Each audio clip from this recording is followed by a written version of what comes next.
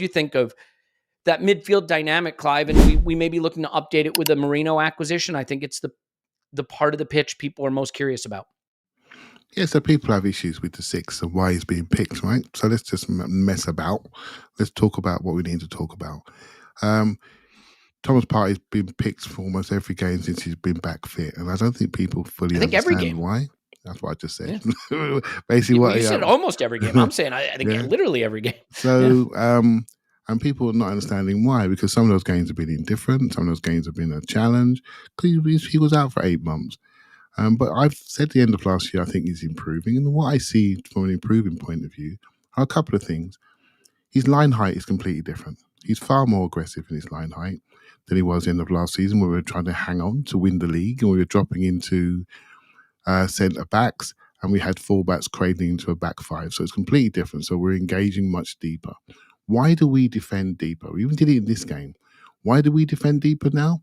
Because we defend deep because we've got a goalkeeper who can take every single cross that goes over it. So we're encouraging people to go over the top of our back line and our keeper can take it. So if you don't like Thomas Partey, what you say is, we look more open, we look more vulnerable. If you look at the football match and look at our line height from the defensive point of view, then you can see this is by design and he drops in between 2 centre-backs. Sometimes he doesn't engage quick enough for me, doesn't go out quick enough to engage. And I think sometimes, he showed himself when he shouldn't receive the ball. He should just let it go past you. Let it go, clip it line, son, particularly Zinchenko, clip it line. You know, in this game, Zinchenko, what he did defensively was really, really good, actually. I watched it. I don't think he made hardly any defensive mistakes. But what he does do, and this is the issue why he comes off first, I listened to Paul with the instant reaction. When he's distributing from deep, you need to change it. Because that's when we're back. That's why he came off. Because our ability to ball progression from deep areas, what Zinchenko is in his heart is a 10. So what he does a little flick, a little turn in the first half, flicks it to Havertz. Havertz says, shit, I've got to get out of here. He tries to get out of dodge, gives it away, and they nearly score. Zinchenko didn't give it away, but in his heart, he's a 10. So he drops it off to the nearest man. Do you see what I mean? He does that up the field. We all love it. Little turn, flick, drops it off to the nearest man, and we're going forward. So everyone goes, Zinchenko's fine. His ball progression numbers are fantastic. Yes, but his starting position is better. So when his starting position is lower, we have a problem. We have to change. That's not an issue with him. I thought he had a fine game. But once we were low, we have to change it. We have to bring someone who can go out from those positions with much more dynamism. And guess what? He brings on Timber. And what did he bring? Dynamism, right? And he stops that side immediately. Thomas Partey thing, I actually watched the game. I thought, first half, he was fine. Second half, there was a period there. I didn't realize Sleeve made a mistake. I thought it was him as well. So I thought there's 4 mistakes he made. I'm thinking this is a total collapse. Right? So, but actually, I don't think I thought his first half was fine, but I think I over-egged his first half. And I don't think his second half was as bad as what I felt it was in the game. When you watch it again, I think I over-egged his second half. Now, we have a player here, 2 players maybe, in Zinchenko and Partey. They're not in contract negotiations. So what does that mean? They're in departure lounge, which means we are building in a different place, in a different space for them. But it doesn't mean that neither of them are effective or can be effective on a given day. And so if you're judging them, judge them on what they're doing and not what you think the first 11 should be. Judge them on what they're doing. There'll be plenty of time for Timber. Leon Bailey next week. Who do you fancy playing up against him? Right? So there's plenty of time. We've got a Dingo the week after. Let's see what we do against him on that side. Right? There's plenty of time for this to develop and come out. You know, and Calafiori, I think he might be suited for City.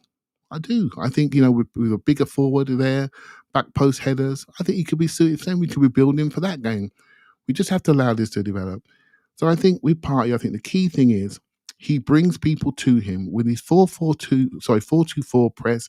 He brings people to him. And once he goes through, we are in. We are in business. But we have to risk it.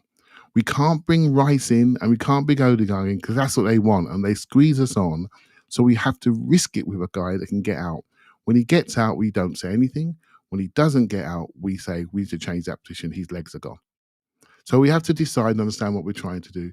There was a period when I thought his legs are gone, but he came back, right? So I think it's a very challenging analysis for some people because people don't like the person, right? And we let's not mess about. We know the drill. But I just try to watch the football. I try to Yeah. watch the football on the footballistically side of things. There's good bits and there's bad bits. And there's good bits and bad bits for other players too. We just have to try to be honest about it. But if you don't, if you don't want to be honest, no problem. You won't be here forever, and we can work another situation very, very quickly. Yeah, and look, I think having rewatched it, it is very hard to watch football without your priors in the passenger seat with you. So if you think Zinchenko is a guy who makes us too vulnerable, you are going to remember the 2 times in the game against Wolves he made a mistake that left us vulnerable.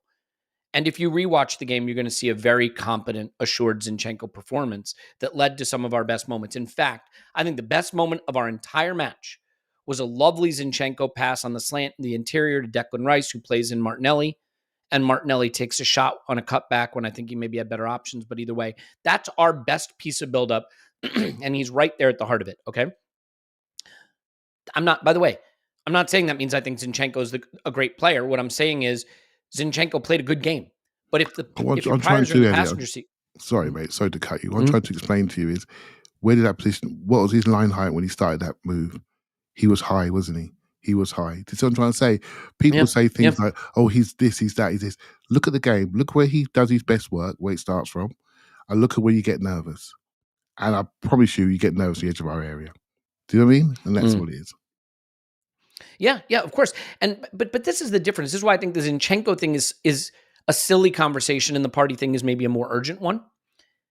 Zinchenko, when everybody's fit, might be 4th choice. I mean, he might. If you think Timber or Calafiori is 1st choice or 2nd choice, whichever one you think, and if you think Tomiyasu when fit, and I realize saying when fit with him is getting to be a little tiring, is 3rd choice or 2nd choice, maybe even 1st choice. Zinchenko is probably behind all of them by December. So to me, it's can we get by with him until those others are spun up? With Partey, it's a different conversation because unless and until we sign someone, it looks like Thomas Partey is the 1st choice number 6 for us, and he's going to play an awful lot. And so analyzing his performances feels more urgent because, and again, I know what Paul's going to say. When Marino arrives, Rice is going to go to 6. Okay, but that hasn't happened yet. So the team we have right now has 2 6s in it. It has Partey and it has Jorginho. That's it. Those are our 6s, unless Kai plays 8 and Rice plays 6. But you get my idea. So where I'm going with this essentially is I think the Zinchenko thing is more, can we hold out with Zinchenko until the others are up to speed? With Partey, it feels a little more urgent. And Clive is chomping, and I know you are as well, Paul. So Clive, why don't you come back on that and tell me why I'm seeing it completely wrong? No, you're not seeing it wrong. It's just football, right? You know my views. It's just football. Just relax. For fuck's sake. It's just football. No, I know. But don't you agree that... Let me say something here, right? The urgent conversation, because there's no urgency here. We've got high quality players. The urgent conversation is, can Declan Rice play to the right side of somebody else? That's the urgent conversation, because that's the bit we need to develop. We have a 24, 25-year-old, £100 million player that's played most of his career on the left-hand side, and we are buying another left midfielder to play on the left-hand side. So the urgent conversation is, can we get Declan Rice to help us on the right-hand side of our team? That is the discussion. We're adults. We have adult discussion. Don't worry about selection down the road and this player being first selection. In the end, Declan Rice will be the number 6 for Arsenal Football Club. And for that to happen, he has to develop a right-sided game. He does. And he has to develop a build-up game. And that is the coaching. That is the joy of having such a talented, quick-learning player like him that I can't wait to see in the right environment with players around him that understand him a year later on and understand his weaknesses and strengths. That is the development side of things. The Thomas Partey is not the development side of things. We need to maintain his health. Zinchenko, I look at the pitch and I think Zinchenko's a fine player. But I look at the pitch, I like taller defenders, Elliot. So you know my thoughts. But it doesn't mean I can't see his game. His game was strong at the weekend, and we needed him. And there'll be many games when we do need him. So I think that is the big discussion. Can we get Declan Rice to play to the slightly right side of that line that I always talk about? And that is going to be what we need to talk about going forward. Yeah, okay, that I think to your credit, that is good analysis, right? Because we know Declan is effective in the left half of the pitch. We've not seen him do as much in the right half of the pitch. And if he's going to play 6, our 6 tends to drift to the right because the left 8 tends to drop in and make a double pivot at times. It also depends which fullback is going to invert. That's another consideration as well. So these are dynamics that impact where players are going to play on the pitch. And just so I can correct the record a little, my point about the urgency isn't that I think any of this is urgent, like we're in a crisis. I meant I find a pitched conversation about a left back who we know isn't going to start a lot of games, probably is less necessary than a pitched conversation about one of the most important positions on the pitch, no pun intended. And when we look at City and we know that they've got that Rodri guy, I think that makes us think we have to have someone that good also. And there's lots of ways to build a team and lots of ways to flow through a team. The biggest thing I saw yesterday was a team that faded physically after the hour mark and made some uncharacteristic sloppy mistakes in the second half. But having rewatched it, I think pointing to any one particular player was probably wrong. I don't know that anyone was bad. I mean, if anyone was off the level I expect from them, ironically, it's probably William Saliba. That was one that surprised me. But Paul, why don't you finish off in the midfield because we got to pay some bills here pretty quick. Yeah, midfield. Thomas Partey, very good in the first half. My box for him at the moment is probably wrong and needs updating. And so I saw a player who looked pretty heavy in terms of legs in the second half. And maybe he was a bit, maybe they all were, but he visibly looks tired when other players hide it a little better. I think he made 2 or 3 errors in the second half. They scarred me a little bit. The team as a whole looked tired, so he's midfield, so maybe I put a little extra mustard on that for him. What was interesting was Mikel Arteta is a smart fellow, and he played Thomas Partey for the 90 minutes when he had a really, really obvious option, which was bring on Gabriel Jesus because we were tired and Jesus will run around like a terrier, drop Havertz into the left 8, drop Rice into the 6. And people said, well, Rice got cramp, but Rice got cramp on about 90 minutes. So that wasn't part of the thinking. He had another way to go if his thought was, well, I need Partey right now at this point in the season, but he's not my long-term prospect. Why is he playing him 90 minutes? I think, A, because there's a certain level of trust there, apparently, and B, he wants that guy to get 90 legs in his minutes because... No, that's wrong. He doesn't want 90 legs in his minutes. That's for sure. He wants 90 minutes. He wants him to get 90 legs.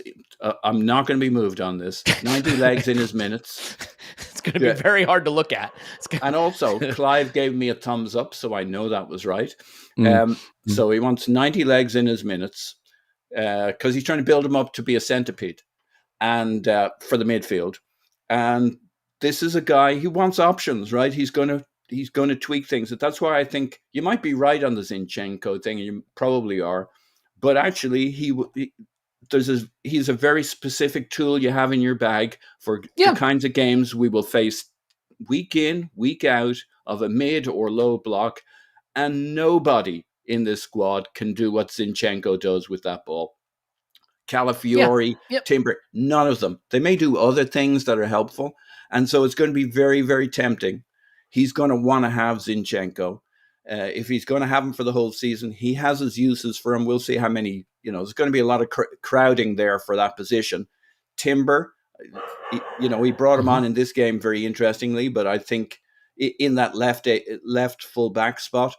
But, Calafiori's just arrived. So, that maybe that's the explanation. I think he'll do a lot of right back stuff, but you got 3-4 options for the left fullback. You got 3 options for left 8. You got 3 options for the DM at least.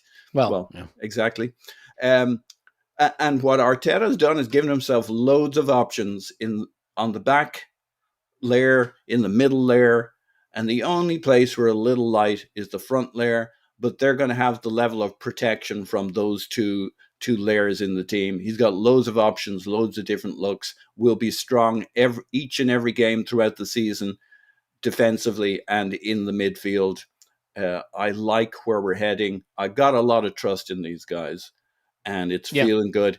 And I think Clive would say, don't get too hung up on the starting 11, which I generally disagree with, but I think I'll agree with it for this season. Don't get too hung up.